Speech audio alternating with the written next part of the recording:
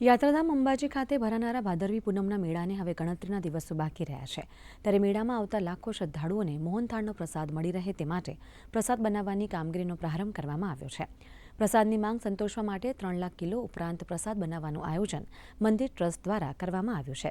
ત્યારે મોહનથાળ માટે 90,000 કિલો બેસન, 1,35,000 કિલો ખાંડ, 67,000 કિલો શુદ્ધ ઘી સહિત 180 કિલો ઇલાયચીનો વપરાશ કરવામાં આવશે।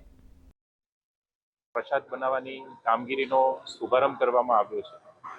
आज अंदाजित 51 घाण એટલે કે 16,575 કિલો મોહનથાળનો પ્રસાદ બનાવવામાં આવશે।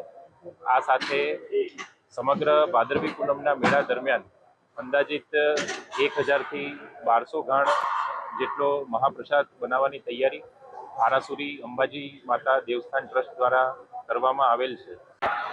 અંબાજી ખાતે ભરાનાર ભાદરવી પૂનમના મેળાને હવે ગણતરીના દિવસો બાકી રહ્યા છે ત્યારે ચોક્કસપણે કહી શકાય છે કે અંબાજી આવતા શ્રદ્ધાળુઓનો અતિ પ્રિય મનાતો મોહનથાળના પ્રસાદ બનાવવાની કામગીરીનો આજે જિલ્લા કલેક્ટર દ્વારા પ્રારંભ કરાવવામાં આવ્યો છે। અને આપણે ચોક્કસપણે બતાવીશ કે અંબાજી ખાતે જે મંદિરમાં વેચાતો જે મોહનથાળનો પ્રસાદ છે, મોહનથાળનો પ્રસાદ બનાવવાની કામગીરીનો પ્રારંભ થયો છે। આ મોહનથાળનો પ્રસાદ લગભગ 2.5 થી 3 લાખ કિલો જેટલો પ્રસાદ બનાવવામાં આવશે। અને ખાસ કરીને ચોક્કસપણે કહીશું કે જે યાત્રિકો જે રીતે અંબાજીમાં આવવાના છે તેના માટે પણ 30 થી 35 લાખ જેટલા પેકેટો પ્રસાદના અહીંયા તૈયાર કરવાની કામગીરી હાલમાં ચાલી રહી છે। અને જે પ્રસાદ બનાવવાની કામગીરી ચાલી રહી છે ચોક્કસપણે આ જે પ્રસાદ છે મોહનથાળનો પ્રસાદ જે છે રાઇટ ટુ ફૂડ પ્રસાદનો સર્ટિફિકેટ પણ અંબાજી મંદિર દેવસ્થાનને પ્રાપ્ત થયેલો છે।